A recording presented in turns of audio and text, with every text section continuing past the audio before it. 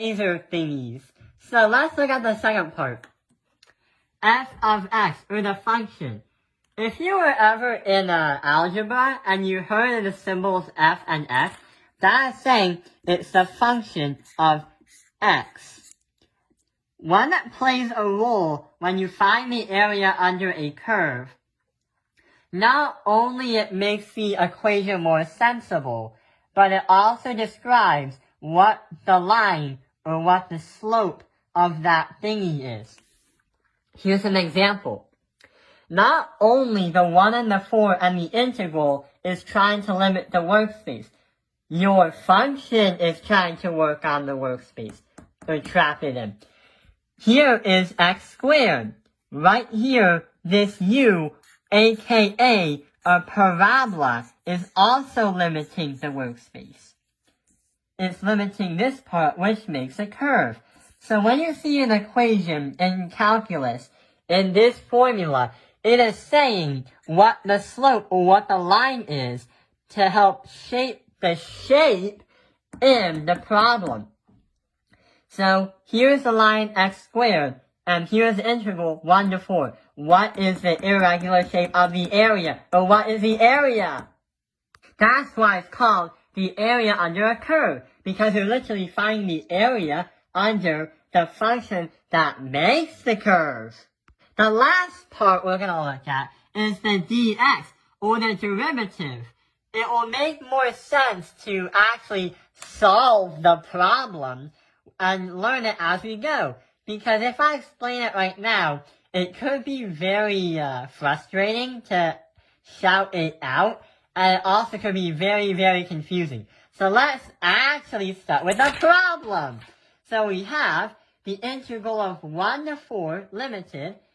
We have x squared as the line, and we have dx as a derivative. What is the area of that irregular shape?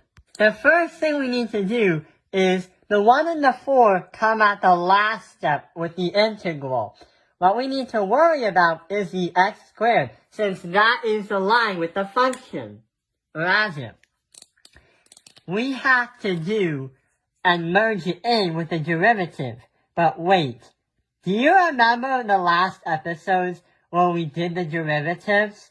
It explains and calculates how fast something is constantly changing. But we're not trying to calculate how fast something is constantly changing. We're trying to find the area. So instead of finding a derivative, we have to find the antiderivative, because that will help us get this x to a different level and find the area of that shape. So, in the last video, we learned that derivatives happen when you have a variable and an exponent denoted as the letter n. But to actually find it, you have to move that exponent in front of the variable like a coefficient. However, you have to have that exponent be leveled down by 1. An antiderivative is exactly the opposite. An antiderivative does not like what derivatives are doing. So basically, it's saying, instead of leveling it down a bit, we have to say that when you find the antiderivative, you have to have that x variable right there, but you have to have that exponent be leveled up by 1, and we have to divide that by your exponent plus 1. So technically, you're leveling up, not down. Okay, so this is a derivative, leveling it down a bit.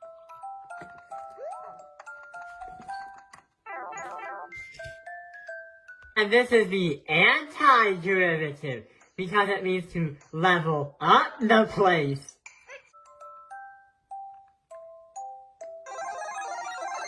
Now I think we understand the differences are. Let's plug it in. So we have the antiderivative is going to equal, we have x squared as our function, plus 1. That will become x cubed. But we have to divide that by, our exponent plus 1. So 2 plus 1 is 3. So we have x to the third divided by 3. That is our antiderivative. Reversing the thing. Reversing the derivative. Now, we write that here and proceed to the next step. Now, here is when our integral comes in play. We have numbers 1 and 4, which is limiting the area between 1 and 4 on the x-axis. To help us calculate the area, we have to make two scenarios. So, scenario number 1, the lower number is going to be on the bottom. So we're going to put 1 right here. The upper part of the integral, or the bigger number, is going to be on the top, or the 1 on the top, or 4. Now, what we have to do is come up with two equations. We have to do 4 insert in for x for the 1, and for the second one, 1 into x for the other one.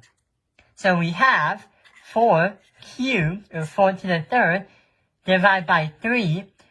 We have to subtract that because we're trying to find the area in here, and that is the difference between the two. 1 to the third power, divide that by 3.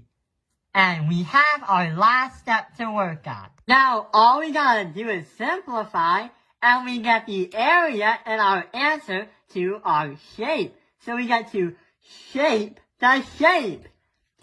So 4 times 4 times 4, or 4 to the third, that is gonna be 64. Maybe after this video, I'll play Super Mario 64. Divide that by 3, but hang on. We have 1 to the third, so we have to do 1 times 1 times 1, or 1 divide that by 3. But we have to find a difference. Simplify, and when you subtract the two fractions, you're gonna get 63 divided by 3. And when you do 63 divided by 3, and you got an answer, you got an even answer as 21 units squared. The thing is, we say units because we never really added like inches or feet or meters. But squared because it's a 2D shape on a graph. A graph with an x and y is going to be a 2D thing. And not only that, 21 units squared is the exact area of this irregular figure right in front of us. We didn't have to use rulers, we didn't have to use tape measures, but we could use calculus. And that helped us calculate the area under a curve.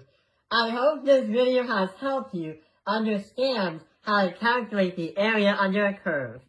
Thank you for watching Top Opinion Lines of Math and History.